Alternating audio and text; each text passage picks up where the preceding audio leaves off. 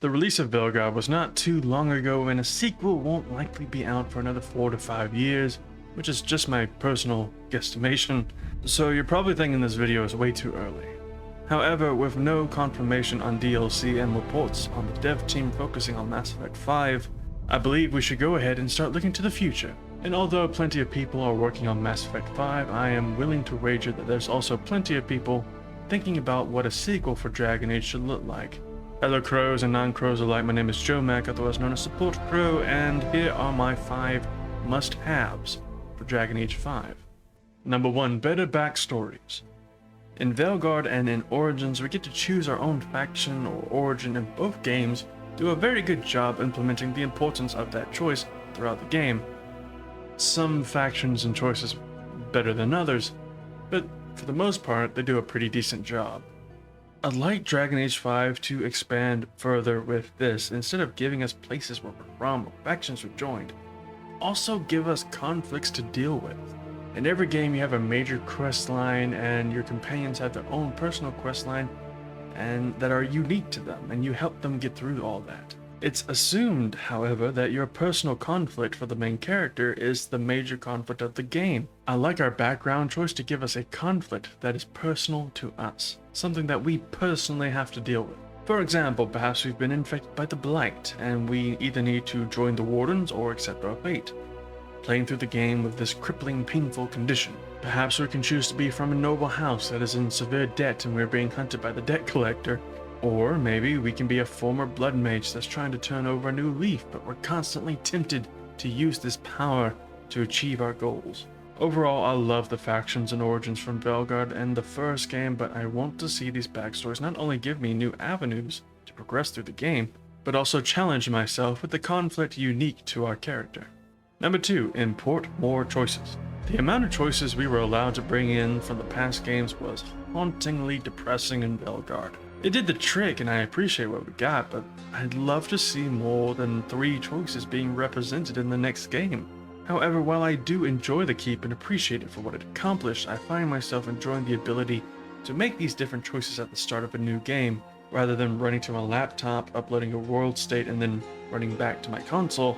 I can just make this world state and start playing. However, I do want more choices, but let's not overcomplicate it. Have us go down a list of choices like we did in Veilguard, but give us an option to access the choices of lesser consequence.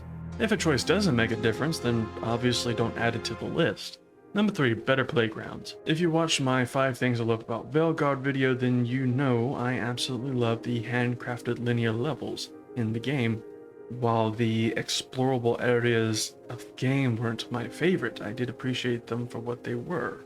I refer to these areas as playgrounds because of their relatively smaller size and their multi-level structure. You explore by basically playing a game of slides and ladders while gathering collectibles and solving puzzles and defeating enemies. I'm not delusional enough to believe that BioWare is going to ditch open exploration altogether, so I would like to see more interactivity with the world space. If I'm going to continue to return to the same space, then I like more things to do there than just gather collectibles and solve puzzles and fight respawning enemies. Let's try drinking some Lords of Fortune under the table. Let's play a game of Wicked Grace. Let's grab some street food. Let's get into a bar fight. Let's interact with unique set pieces out in the world. I'm not expecting Red Dead or Skyrim level immersion here. However, if we're going to play a game about saving the world, and if we're going to have these open areas to explore, then show us why this world is worth saving. Give us opportunities to live there. And the same goes for our base of operations. While I like the lighthouse, I wanted to do more things there. I wanted to feel like I was living there, not just housing my companions. And I see this sentiment kind of echo throughout all of social media when it comes to the fans. You know, people want to kind of engage with the whole book club. People want to have like the dinners with the companions. People want to engage in the conversations that they are having and not just be an eavesdropper. Number 4, blood magic. Blood magic and blood mages have been an antagonistic force in every DragonAge game. In DragonAge Origins and the second game, you could actually be a blood mage and face the consequences of being such.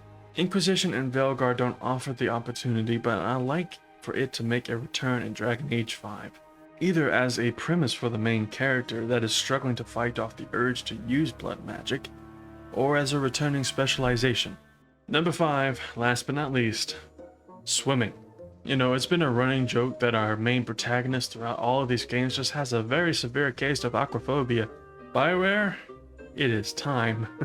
We've gone through 4 major releases. If I get another protagonist that drowns whenever they step into a kiddie pool's worth of water, I might jump off the Tower of Ostagoth. BioWare, look, hey, listen to my voice, okay? You can do it. If you were working with Unreal, I'd even try to help you out.